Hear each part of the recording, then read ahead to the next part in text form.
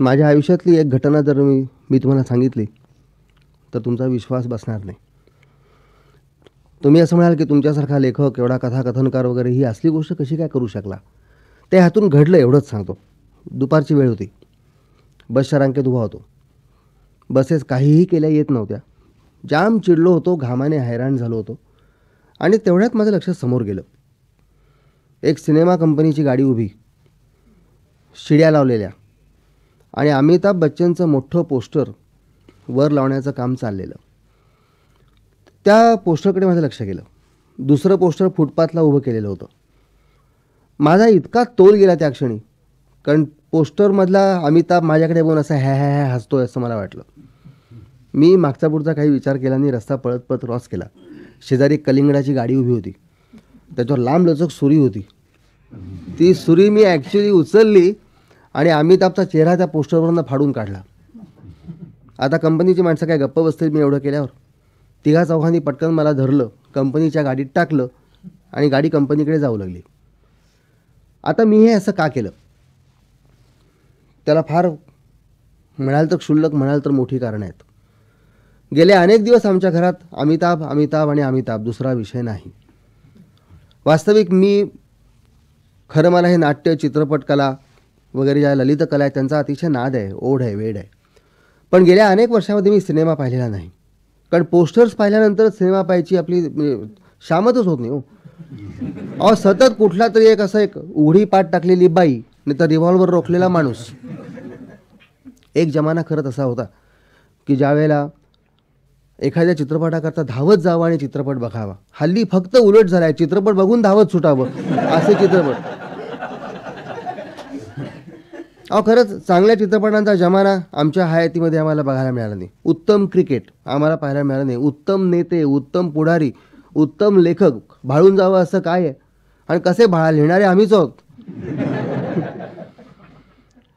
तर खरोखर एक काळ असा होता हो. तो सगळा काळ आता ओसरला आहे आणि आता फक्त मी मगाशी सांगितलं तशा वर्णनांचे चित्रपट राहिलेले आहेत. बरं, माझ्या सहवासामध्ये आमच्या घरातल्या मंडळींनी काय फार तर कमी वर्ष काढलेली नाहीत. काहीतरी अभिरुची बदलावी, काही व्हावं, पण नाही हो. बरं, शेजार तरी आम्हाला चांगला भेटावा. अहो तो फिल्मवालाच निघाला. त्याने एके दिवशी अमिताभचे पासेस घरामध्ये आणून टाकले. झालं. सुकन्या आणि सुपत्नी यांनी आम्हाला घेराव घातला. बापू प्लीज माझ्यासाठी तुम्ही एक अमिताभचं पिक्चर बघा. आम्ही सिनेमाला गेलो. थिएटरमधून बाहेर पडल्याबरोबर स्वातीचा प्रश्न, कसा होता पिक्चर? मी काहीच बोललो नाही. अमिताभ कसा होता? मग मी प्रामाणिकपणे सांगितलं की बेटा अमिताभबद्दल काही वादच नाही. अगं पण स्टोरीत काही अर्थ होता का गं? बापू त्या लेखकाने स्टोरी तशी लिहिली, त्याला अमिताभ काय करणार? हो पण अशा सिनेमात कामच करायचं नाही.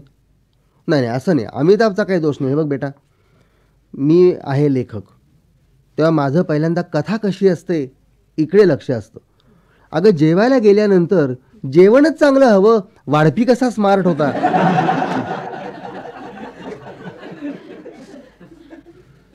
आई, आपल्या अमिताभला वाढपी म्हणतात. बायको शांतपणे म्हणाली, आपण दोघी अमिताभ करता मरतो ना, म्हणून ते आपल्यावर जळतायत. स्टोरीबद्दल बोलायचं काही कारणच नाही, अशी सुसूत्र बांधत आणलेली आहे. म्हटलं मग काय ग, मग सुसूत्रता आहे तर मग चर्चा करायला काय हरकत आहे? नाही, गरज नाही म्हणून सांगते. बापू तुम्हाला काय खटकलं सांगा ना.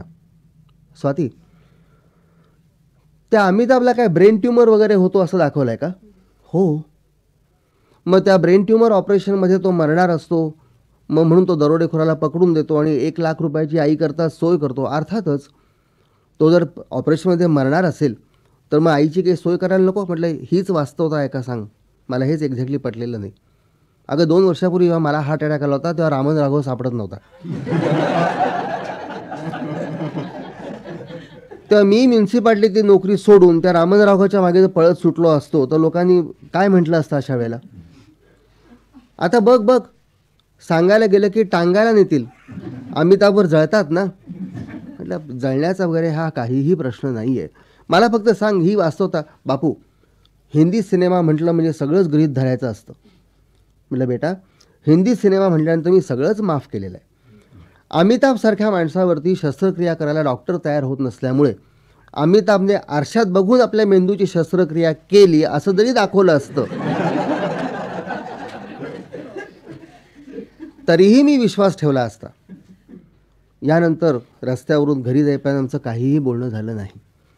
जेवायला बसताना मी सहज म्हटलं, अगं एवढी भक्ती जर तुम्ही रामाची केली असती तर एव्हाना श्रीरामप्रभू समोरून उभे राहिले असते. बायको म्हणली, करायचं काय श्रीराम येऊन? 2 मिनटं अमिताभ भेटला तरी पुष्कळ झालं.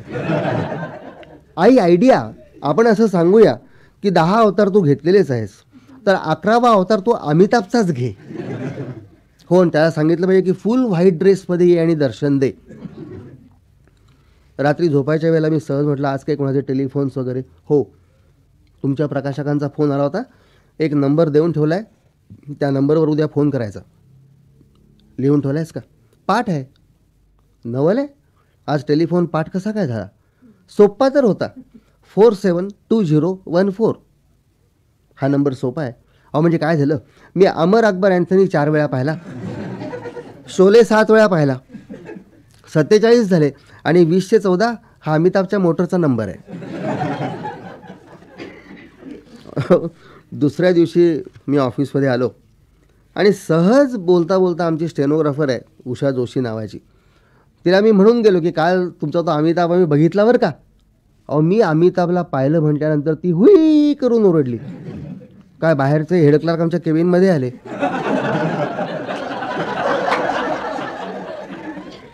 मी हिला काही केलं की काय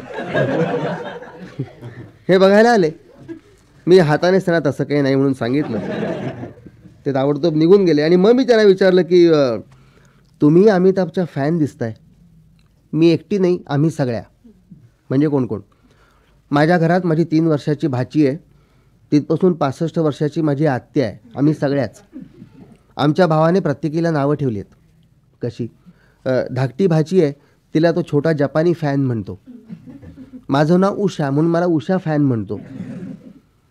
वडील बहिणीला टेबल फॅन म्हणतो.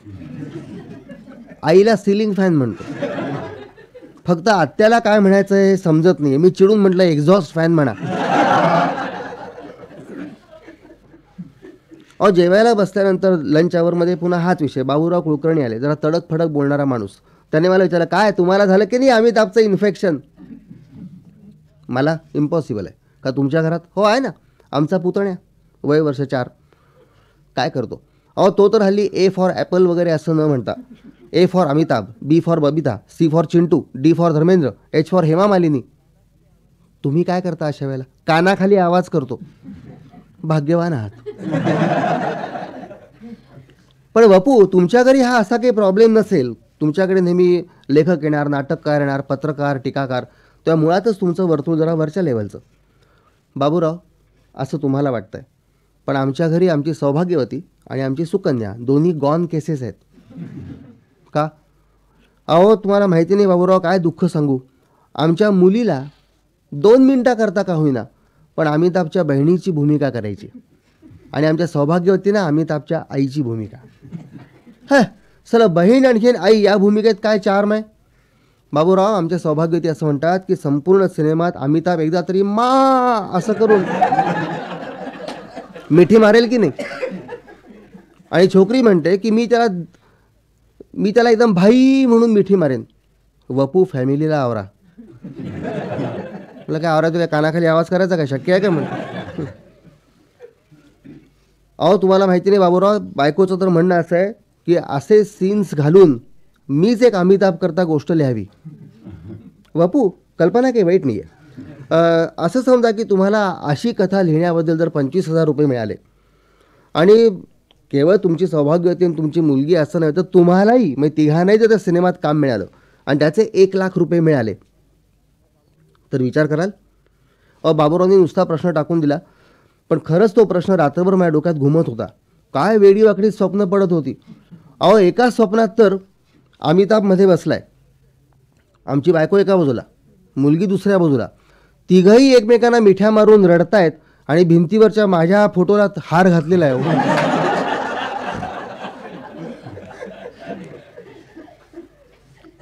दुसऱ्या दिवशी पुन्हा बाबूरावांनी आम्हाला पिकवलं. मग काय गोष्ट तयार आहे का?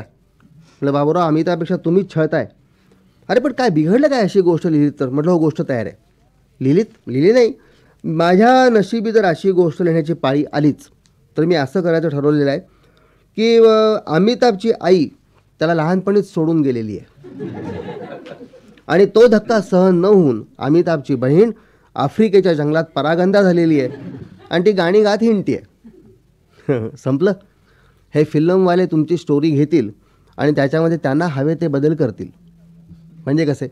अहो ते अमिताभला एक स्वप्न पडलं आहे असं दाखवतील आणि त्या स्वप्नामध्ये त्याला आई पण भेटते आणि बहीण पण भेटते असा सीन टाकतील मिठ्या मारण्याचा. मग काय कराल?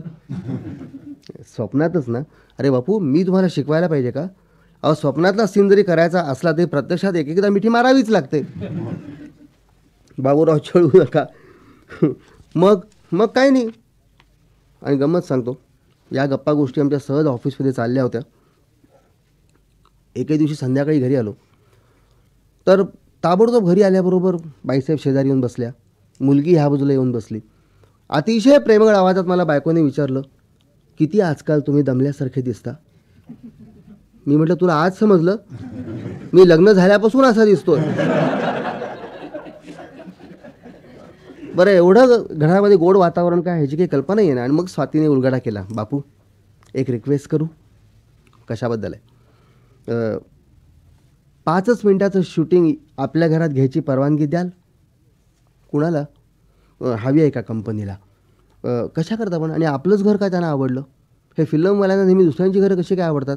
तसं नाही बापू, तुम्ही आर्किटेक्ट आहात, तुम्ही आपलं घर किती सोय की डेकोरेट केलेलं आहेत, तर मग द्या ना परवानगी. फक्त 2च मिनिटा करता. म्हणजे काय होईल? म्हणजे अमिताभला आम्हाला प्रत्यक्ष बघायला मिळेल. बापू माझी एकच इच्छा आहे, अमिताभला एकदा जवळून बघायचं आणि आईची पण एक इच्छा आहे. म्हणजे कुठली? त्याला एकदा बैंगन भरता खायला घालायचं आहे. बापू प्लीज. मग मी तहनाम्यावर सह्या घेतात त्याप्रमाणे एक 20 कलमी योजना आखली की अमिताभचं नाव घरात काढायचं नाही, अमिताभचा फोटो लावायचा नाही, असं सगळं पासून जे सुरू होईल. आणि सांगितलं ठीक आहे, शूटिंगला माझी परवानगी आहे, केवळ नंतर घरामध्ये अमिताभचं नाव निघणार नाही या आनंदाकरता आणि समाधानाकरता. एवढं झालं आणि मग तारीख डिक्लेअर झाली. तारीख डिक्लेअर झाली शूटिंगची. त्यावेळेला कधीही खाली न उतरणारी आमची सौभाग्यवती 2 जिने उतरून खाली गेली आणि 2 किलो वांगी घेऊन आली.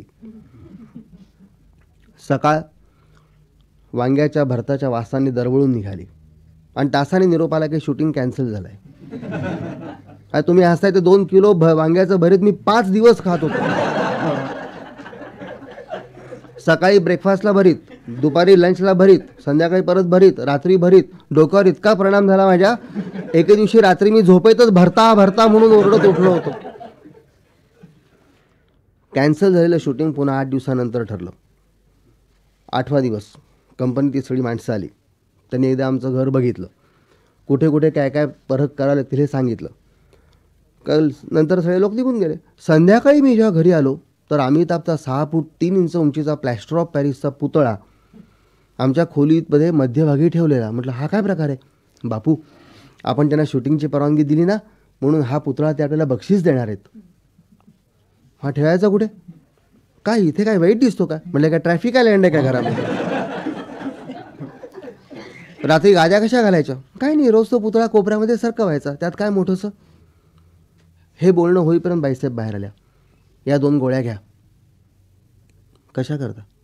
याने तब्येत चांगली राहते. मग मला काय झालं? आणि उंची पण वाढते. अगं ह्या वयात माझी उंची वाढून तुला काय करायचं? आणि किती व्हायला हवी?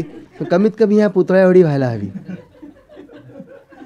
दुसऱ्या दिवशी घरी आलो तर आमचं बाल्कनीचं ग्रिल काढून टाकलेलं, वॉलपेपर अर्धा फाडलेला, सेंटर टेबलच्या काचेचे 3 तुकडे, वॉलपेपरवर ठिकठिकाणी खडू नये असं काहीतरी वेडंवाकडं कोशाने काहीतरी लिहिलेलं. माझा जो बक्षिसाचा फोटो होता, सरकारी बक्षिसाचा, तो फोटो काढून टाकून तिथे एक नाचणाऱ्या बाईचा फोटो आलेला. त्या घराची अवस्था बघून ते माझं घर आहे अशी एकही खूण तिथे राहिलेली नव्हती. मला इतकं भडभडून आलं. म्हटलं स्वाती हा काय प्रकार आहे आपल्या घराचा? बापू हे की नाही शेट्टीचं घर आहे. कोण शेट्टी?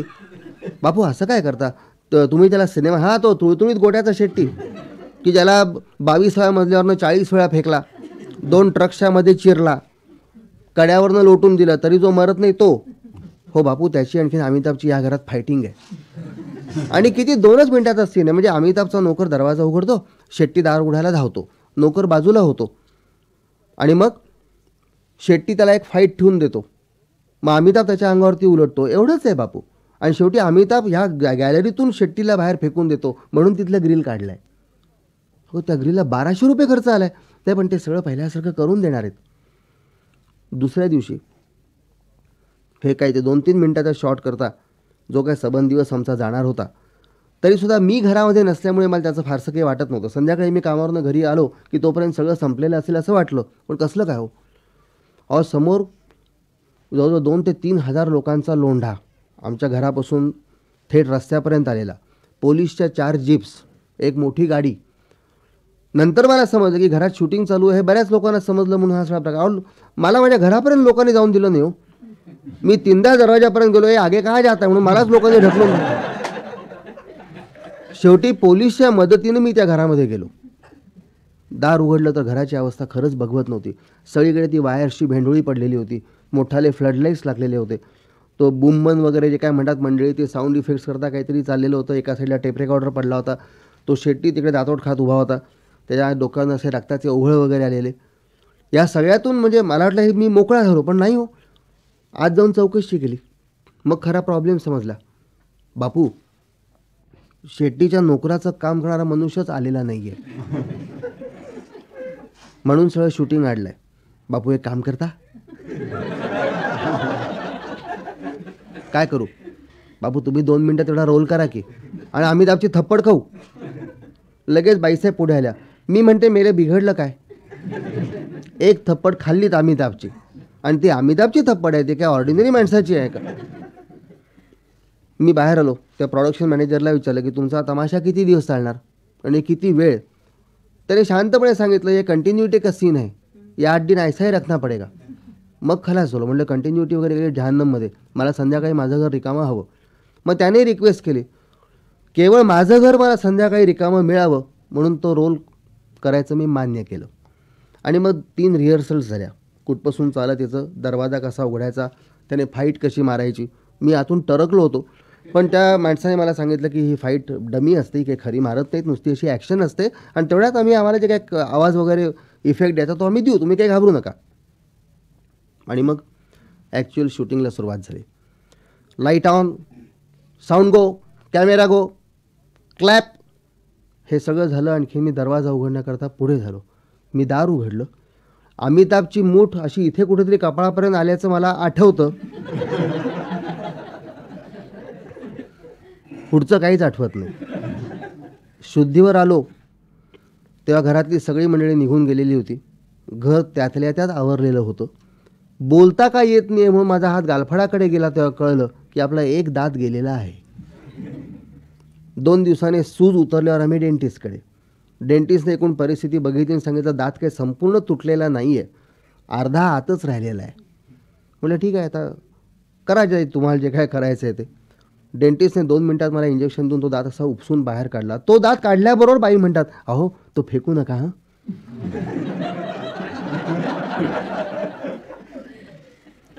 तेवढा फक्त धुवायचा आणि मला द्यायचा. हो, डेंटिस्टने आश्चर्याने विचारलं की तुम्ही याचं काय करणार आहात? या दाताचं मी लॉकेट करणार आहे. आता मला तुम्ही सांगा, बायको अमिताभच्या दाताचं लॉकेट करते म्हटल्यानंतर, म्हणजे अमिताभने पाडलेल्या दाताचं का, तर केवळ त्या दाताला त्याचा हाताचा स्पर्श झाला एवढ्या करता. कुणाचं टाळकं फिरणार नाही. त्यात दुपारची वेळ, घामाच्या धारा, बसेस मिळत नाही आहेत, आणि अमिताभ खदाखदा हसतोय. मग मला भान का राहावं? माझा तोल का जाऊ नये? मी पोस्टर फाडलं, यात माझं काय चुकलं? झालं, कंपनीची गाडी पहिल्यांदा कंपनीच्या आवारात गेली. त्या ड्रायव्हरने आज जाऊन मॅनेजरला काहीतरी सांगितलं असेल, आणि तिथून गाडी जी निघाली ती सरळ कमिशनर ऑफ पोलीसच्या कंपाऊंडमध्ये. त्या माणसाने शिपायाबरोबर कोण आलं आहे ह्याची वर्दी आत द्यायला सांगितली. त्या क्षणी मला स्वतःला काय वाटलं कोणास ठाऊक, मी माझंही व्हिजिटिंग कार्ड आत पाठवून दिलं. शिपाई पटकन बाहेर आला. काळे कोण आहेत? कंपनीच्या माणसाला आमंत्रण जायच्या अगोदर मला आमंत्रण आलेलं पाहून मला खरंच आश्चर्य वाटलं. मी दरवाजा उघडून आत गेलो तर कमिशनर ऑफ पोलीस दाभोळकर समोर आले. या वपू, आश्चर्य आहे आणि याचा योगही चांगला आहे. हे बोलता बोलता शिपायाला सांगितलं फोटोग्राफरला बोलव. म्हटलं मर गया. हो उद्या वर्तमानपत्रात फोटो सकट धिंड हो. पण फोटोग्राफर आल्याबरोबर दाभोळकरांनी त्याला सांगितलं हे बघ त्यांचा झकासपैकी मला फोटो हवा आहे आणि तो फोटो म्हणजे वॉन्टेड किंवा फरारी आहेत अशा स्वरूपाचा नको आहे. या फोटोवरून घरामध्ये मोठं पोर्ट्रेट करता येईल असा फोटो हवा. त्या फोटोग्राफरने 2-3 फोटो काढले. तो निघून गेला आणि मग अगदी आपुलकीने जवळ बसत दाभोळकरांनी मला विचारलं. मला कंपनीच्या मॅनेजरचा फोन आला होता. डायरेक्टली मला आला एवढ्याकरता की मधली माणसं हे प्रकरण मधल्यामध्ये दाबून टाकतील. पण तुम्ही ह्याच्यामध्ये कुठे असाल याची कल्पनाच नाही हो. मी काय घडलं आहे हे सगळं दाभोळकरांना सांगितलं. ताबडतोब ते म्हणले ठीक आहे हो विसरून जा. ते मी निस्तरेन कसं निस्तरायचं ते. पण आज आलात ते फार बरं झालं. तुम्हाला माहिती नाही बापू आता हा फोटो मी जेव्हा घरात दाखवीन ना तेव्हा आम्हाला घरात पंचपक्वानांचं जेवण मिळेल. का? अहो आमची बायको तुमची फॅन आहे. आता एक आहे मात्र की नॉनव्हेज मात्र मिळायचं नाही. माझं टेन्शन इतकं कमी झालं होतं. वहिनी खात नाहीत का? नाही हो उलट तीच खाणारी माझ्यापेक्षा जास्त वस्ताद आहे. पण हल्ली अमिताभ नॉनव्हेज खात नाही ना म्हणून आमच्याही बायकोने सोडलेलं आहे. माझा चेहरा बदलला असावा. जाऊ दे त्या सगळ्या गोष्टी आपण बाजूला ठेवूया. पण मला एक सांगू का म्हणजे मी एक सांगू का की तुम्हाला अमिताभचं पोस्टर फाडायची संधी मिळाली हे फार बरं झालं असं मला वाटतं. दाभोळकर माझी चेष्टा करताय का तुम्ही? नाही हो चेष्टा करत नाही. काय असतं बापू तुम्हाला मी सांगणं हे काही योग्य नाही. पण माणसाचं मन फार विचित्र असतं आणि त्याच्या मागण्या देखील अशाच तऱ्हेवाईक असतात. त्या मागण्या ज्याच्या त्याला आकलन होत नाहीत. पण एक नक्की की कुठलं ना कुठलं तरी वेड माणसाला हवं. तुम्ही एखाद्या माणसाला वेड कशाचं आहे ह्याच्यावर चर्चा करता. मला मात्र त्या वेडापेक्षा माणसाच्या वेड होण्याच्या वृत्तीची मजा वाटते. ती वृत्ती महत्त्वाची आहे म्हणून माणसं शांत आहेत. मला सांगा नाही तर माणसांनी आगी लावल्या असत्या. आता तुमच्या घरातलं उदाहरण घ्या. अमिताभच्या वेड्यात जर तुमच्या बायका घरातल्या हरवल्या नसत्या तर त्यांनी तुमचं जीणं नकोसं केलं असतं. तुम्हाला एक ओळ लिहून दिली नसती. दाभोळकर कबूल आहे पण सिनेमा नटांचं वेड त्यासारखं दुसरं सेफ वेड नाही. तुमची बायको अमिताभच्या प्रेमात पडली म्हणून तुम्ही निर्धास्त आहात. तुम्हाला माहिती आहे तुमची बायको तिथपर्यंत पोचणं शक्य नाही. नाही कबूल आहे. त्याऐवजी जर तुमची बायको शेजाऱ्यावर प्रेम करायला लागली ज्याने पासे सांडून दिले तर इथे तुम्ही दात पाडलात ते तुम्ही शेजाऱ्याचा खून केला असतात. कसलं ना कसलं फ्रस्ट्रेशन विसरण्याच्या गोळ्या आहेत. नाही पण दाभोळकर माझ्या बायकोला कसलं फ्रस्ट्रेशन आलं आहे ते त्यांना देखील सांगता येणार नाही. पण एक सत्य मात्र अबाधित आहे. पुरुष असो बाई असो दोघं सौंदर्याचे पूजक असतात. अमिताभवर पोरीबाळी का मारतात? मला ते स्टेनोग्राफरच्या हत्याची आठवण झाली हो मध्येच. म्हटलं म्हाताऱ्यासुद्धा मारतात हो. बरोबर आहे कारण काय आहे तो देखणा आहे राजबिंड आहे पुरुष आहे आणि सिनेमात त्याला नेहमी शक्तिवान दाखवतात. शक्ती आणि सौंदर्य दोन्हीचं दर्शन एकत्र होतं. मग बायकांना दुसरं काय पाहिजे असतं. आणि खरं सांगू मी तसा तुमचा फॅन आहे ना तितकाच अमिताभसाठी सुद्धा वेडा होतो. तो चांगला तर दिसतोच पण असं म्हणतात की तो मारामारी करताना डमी वापरत नाही. जरा दाभोळकर एवढं बोलले मी गालाकडे हात केला आणि म्हटलं दाभोळकर आणि तो मारामारी खोटी करत नाही. I am sorry. पण एक सांगू का बापू माणसाला स्वप्नरंजन आवश्यक आहे त्याशिवाय तो जगू शकणार नाही. हे सिनेमाचं जग त्यातलं वैभव गुन्हेगारी मारामारी शृंगार हे सगळं खोटं आहे ना म्हणून इतके वर्ष चाललेलं आहे. आमच्याकडे तर कितीतरी तक्रारी येतात. मोटरींचे नंबर प्लेट पळवले कुठे गर्दीत आहेत नट लोक तर कपडे कापून पळवतात. तेव्हा दाताचं लॉकेट करणं हे जसं स्वप्नरंजन आहे तसंच पोस्टर फाडणं सुद्धा. जाऊ दे एक लक्षात ठेवा की ह्या लाटा फार झपाट्याने ओसरतात. चिरंतन काही नाही. सर्व कलेत आणि वाङ्मयात शेवटी शब्दच पाठीमागे उरतात. बाकी सर्व जातं आणि चित्रपट व्यवसायातली गोष्ट तर फारच वेगाने जाते. 4 दिवस अमिताभचे 4 दिवस आणखीन कोणाचे. बरं ते सगळं जाऊ दे. घरी जेवायला कधी येत आहे? आमच्या मिसेसना तुम्हाला भेटायची फार म्हणजे ओढ लागलेली आहे. म्हटलं दाभोळकर साहेब कबूल आहे पण मी निर्धास्त आहे. मला माहीत आहे की आमची मिसेस पण तुमच्यापर्यंत पोचणार नाही आहे. कधी येत आहे सांगा. म्हटलं नाही जरूर पण आता ह्या प्रकरणाचं काय करत ते मी मिटवून तुम्ही काय एवढी काळजी करता. आणखीन एक सांगू तुम्ही लोकांच्या भावनांशी शब्दाच्या माध्यमातून खेळता. तुमच्या कथेतल्या पात्रांशी तुम्ही भावनेच्या पातळीवर एकरूप होता. काही दिवस तुमची बायको आणि तुमची मुलगी यांच्याशी समरस व्हा आणि पहा काय घरामध्ये आनंद निर्माण होतो. बरं काय करू माझ्याकडे अमिताभचे एका प्रायव्हेट फंक्शनचे फोटो आहेत. ते कुठेही मिळायचे नाहीत. त्यातल्या 2 कॉपीज मी तुम्हाला देतो. तुमच्या मुलीला द्या आणि मग तिच्या चेहऱ्यावरचा आनंद बघा. ठीक आहे म्हटलं. फोटो घेतले. घरी आलो तर तुम्हाला गंमत सांगतो, अमिताभचा 6 फूट 2 इंच उंचीचा पुतळा बाहेर काढून ठेवलेला. छोकरी परत धावत आली. बापू चमाल ध. काय झालं? बापू आणखीन 1च दिवस परवानगी द्याल का? कशा करता? बापू चिंटूचं शूटिंग आपल्या घरामध्ये होणार आहे. म्हणजे चिंटू कोण? हो असं काय करता? तुम्हाला चिंटू म्हणजे कोणते माहिती नाही.